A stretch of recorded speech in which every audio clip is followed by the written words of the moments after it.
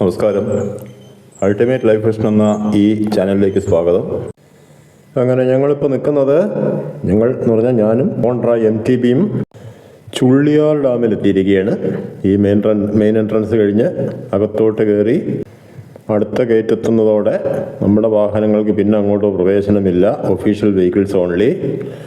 അങ്ങനെ അകത്ത് കയറി അങ്ങോട്ട് മുന്നോട്ട് ചെന്നാൽ നമ്മൾ മീങ്കര ഡാമിൽ കണ്ട പോലെ തന്നെ നമ്മളെ ഭീഷണിപ്പെടുത്തിക്കൊണ്ടൊരു ബോർഡ് നിൽക്കുന്നു. വീഡിയോഗ്രാഫിയും ഫോട്ടോഗ്രാഫിയും പാടില്ല. അങ്ങനെ ഡാമിൻ്റെ വീഡിയോയോ ഫോട്ടോയോ എടുക്കാൻ നിർവാഹമില്ലാതെ നമ്മൾ ഡാമിൻ്റെ ഈ പ്രകൃതി സുന്ദരമായ പരിസരം ഒന്ന് വീഡിയോ എടുക്കാം എന്ന് വെച്ചു. അത് തടയാൻ ഇവിടെ ആരും ഇല്ലല്ലോ.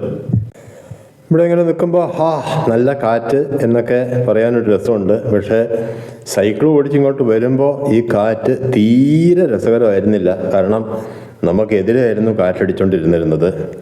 അപ്പോൾ ഇതിനങ്ങോട്ട് പോകുമ്പോൾ അനുകൂലമാകും എന്ന് വിചാരിക്കാനും പറ്റില്ല. ഈ പാലക്കാടൻ കാറ്റിൻ്റെ ഒരു കുഴപ്പം അതാണ്. ഉച്ച കഴിഞ്ഞാൽ പിന്നെ കാറ്റ് കാര്യമായിട്ട് കാണില്ല.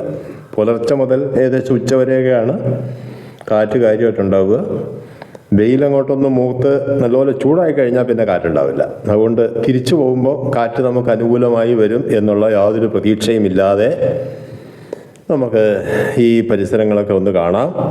പിന്നെ ഡാം നമുക്ക് ഫോട്ടോ എടുക്കാൻ വഴിയില്ലാത്തതുകൊണ്ട് ഗൂഗിളിനെയും ടൂറിസം വകുപ്പിൻ്റെ സൈറ്റിനെ ആശ്രയിക്കാം.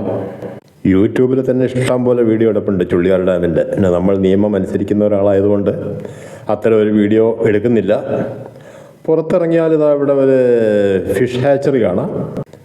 ഗേറ്റിൻ്റെ സൈഡിലായി തന്നെ ഫസ്റ്റ് എൻട്രൻസിൻ്റെ 2 ഭാഗത്തായിട്ട് ഓരോ വലിയ കരിമ്പാറകളുമുണ്ട്.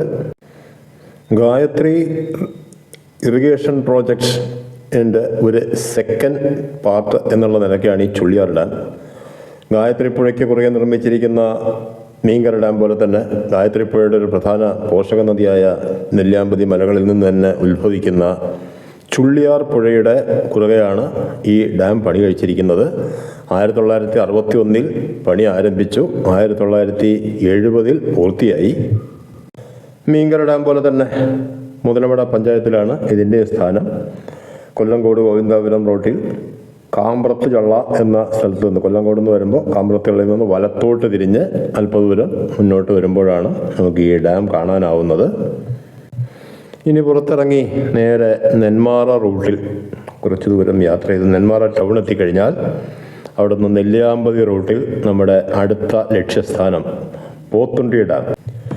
അങ്ങനെ പോത്തുണ്ടി എത്തി അകത്തേക്ക് കയറാനുള്ള ടിക്കറ്റൊക്കെ എടുത്ത് അകത്ത് കയറിയപ്പോൾ ഗേറ്റിൻ്റെ മുന്നിൽ നിൽക്കുന്ന സെക്യൂരിറ്റി യാതൊരു ദാക്ഷിണ്യമില്ലാതെ അത് വലിച്ചു കീറി തിരിച്ചു വന്നു എന്നുള്ളത് സഹിക്കുക തന്നെ, വേറെ വഴിയില്ലല്ലോ. അകത്ത് കയറുമ്പോൾ എന്തായാലും ഒരു സുന്ദരി നമ്മളെ സ്വീകരിക്കാനായിട്ട് അവിടെ ഗേറ്റിൻ്റെ അടുത്ത് തന്നെ നിൽപ്പുണ്ട്.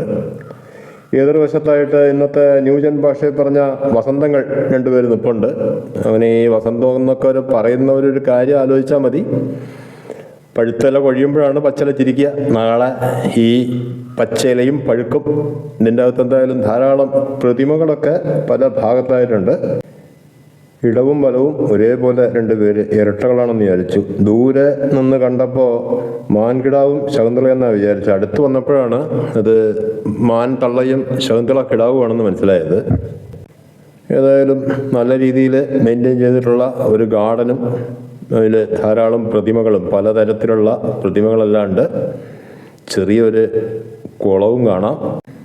കുളത്തിനടുത്തായിട്ട് തന്നെ പ്ലാസ്റ്റിക് നിരോധിത മേഖല എന്നൊരു ബോർഡും ഉണ്ട്. പിന്നെ ഇപ്പോൾ പൊതുവെ തിരക്ക് കുറവാണ്. ഇനി സ്കൂൾ വെക്കേഷനൊക്കെ ആവണം, അപ്പോഴാണ് ശരിയായ തിരക്കും.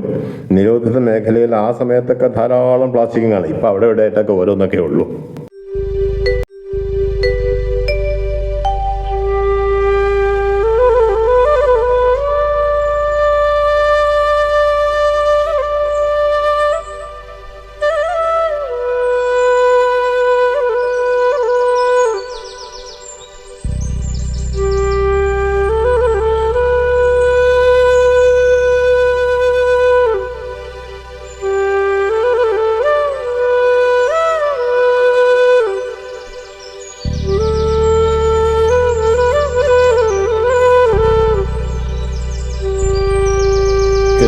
മെയിൻറ്റെയിൻ ചെയ്താലും ഇതൊരു ഗവൺമെൻറ് സ്ഥാപനമാണെന്ന് വരുത്താനുള്ള എന്തെങ്കിലും വേണമല്ലോ. അല്ലെങ്കിൽ ഇതിൻ്റെ ഈ വശത്തൂടി ലേശം വള്ളികളൊക്കെ പടർത്തിയിരുന്നെങ്കിലോ. പ്ലാസ്റ്റിക് നിരോധിത മേഖലയിൽ അതാ ഒരു വെള്ളക്കുപ്പിയും തട്ടി ഒരു കുരങ്ങൻകുട്ടി കളിച്ചുകൊണ്ടിരിക്കുന്നുണ്ട്. ക്യാമറ ഒന്ന് സൂം ചെയ്യാൻ സമയം കിട്ടിയില്ല, അപ്പോഴേക്കും അത് പൊക്കളഞ്ഞു. മറ്റൊരു ചെറിയ പ്ലാസ്റ്റിക്കൊക്കെ കാണാം, പക്ഷെ കുറവാണിപ്പോൾ. അതിന് വെക്കേഷൻ ആവട്ടെ, കൂടിക്കോളും. ഗാർഡൻ്റെ അകത്ത് തന്നെ കുട്ടികൾക്ക് കളിക്കാനുള്ള ധാരാളം സൗകര്യങ്ങളുള്ള ഒരു ചിൽഡ്രൻസ് പാർക്ക് എന്ന് പറയാം, അത്തരം ഒരു ഭാഗമുണ്ട്. പിന്നെ അതുകൂടാതെ ഇതിൻ്റെ അകത്ത് തന്നെ മറ്റേ സ്കൈ സൈക്ലിംഗ് ഒക്കെ ഉണ്ട്. നമുക്ക് പിന്നെ റോഡിൽ കൂടെ സൈക്കിൾ ഓട്ടി ശീലമായതുകൊണ്ട് അതിൻ്റെ ആവശ്യമില്ല.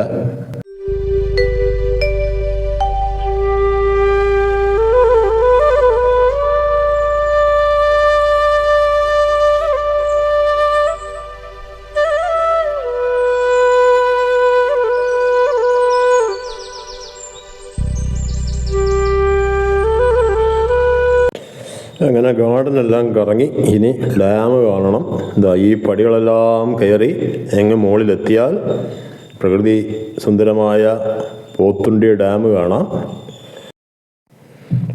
19-ാം നൂറ്റാണ്ടിൻ്റെ അവസാന കാലഘട്ടത്തിൽ അന്നിവിടെ ഭരിച്ചിരുന്ന ബ്രിട്ടീഷുകാർ മദ്രാസ് ഗവൺമെൻറ്റിൻ്റെ ഇറിഗേഷൻ ഡിപ്പാർട്ട്മെൻറ്റിൻ്റെ കീഴിലാണ് ഈ ഡാം പണി കഴിപ്പിക്കുന്നത്. 1900 പണി പൂർത്തിയായി. അതായത് നമ്മുടെ മുല്ലപ്പെരിയാർ ഡാമിൻ്റെ ഒരു അനുജനായിട്ട് തന്നെ കണക്കാക്കാം. രണ്ടുപേരും തമ്മിൽ 5 വയസ്സിൻ്റെ പ്രായ വ്യത്യാസം. ഈ ഡാമിൻ്റെ നിർമ്മാണത്തിന് സിമൻറ്റ് എന്ന് പറയുന്ന ഒരു വസ്തു ഉപയോഗിച്ചിട്ടില്ല എന്നുള്ളത് ഇന്നത്തെ ഒരു എൻജിനീയറിംഗ് അത്ഭുതമായിട്ട് കണക്കാക്കാം. കരിങ്കല്ലും പിന്നെ ശർക്കരയും ചുണ്ണാമ്പും ഇത്രയുമാണ് ഇതിൻ്റെ നിർമ്മാണത്തിന് ഉപയോഗിച്ചിരിക്കുന്നത്. പ്രധാനമായിട്ടും കൃഷിക്കുള്ള ജലസേചനം അത് തന്നെയാണ് പോത്തുണ്ടി ഡാമാണെങ്കിലും ചുള്ളിയാർ ഡാമാണെങ്കിലും ഉദ്ദേശിച്ചിരിക്കുന്നത്. പിന്നെ ചെറിയ തോതിലൊക്കെ കുടിവെള്ള വിതരണവും ഈ പരിസരത്തൊക്കെ ഉണ്ട്. ഈ ഡാമിൻ്റെ വ്യൂ നമ്മൾ നെല്ലിയാമ്പതിക്ക് പോകുമ്പോൾ പല ഭാഗത്തും കാണാം. ഒരു ദിവസം അങ്ങോട്ടൊന്ന് പോകണമെന്നുണ്ട്, ഇന്നിപ്പോൾ വൈകുന്നേരമായി. പിന്നെ ഒരു കുഴപ്പം എന്താണെന്ന് വെച്ചാൽ പലപ്പോഴും അങ്ങോട്ട് ചെല്ലുമ്പോൾ ഇടയിലൊരു ഫോറസ്റ്റ് ചെക്ക് പോസ്റ്റ് ഉണ്ട്. അവരെന്തെങ്കിലുമൊക്കെ ഒരു കാരണം പറഞ്ഞ് നമ്മളെ മടക്കി അയക്കും സൈക്കിളിലൊക്കെ പോകുമ്പോൾ. 2020 എൻ്റെ മോനൊരിക്കൽ പോയപ്പോൾ അവർ പറഞ്ഞു അവിടെ ആന ഇറങ്ങിയിട്ടുണ്ട്, സൈക്കിളും കൊണ്ടുപോകാൻ പറ്റില്ല എന്ന്. പിന്നെ അന്വേഷിച്ചപ്പോൾ പറഞ്ഞത് അത് ചില്ലിക്കൊമ്പൻ എന്നൊരാന, അതെൻ്റെ ജീവിതത്തിൽ ഒരാളെ പോലും ഉപദ്രവിച്ചിട്ടില്ലാത്ത ഒരാന. ഒരു ദിവസം സൈക്കിളിൽ നെല്ലിയാമ്പതിക്ക് പോകണം എന്നൊരാഗ്രഹമുണ്ട്, അത് ഫോറസ്റ്റുകാരുടെ അനുവാദം കിട്ടിയാൽ.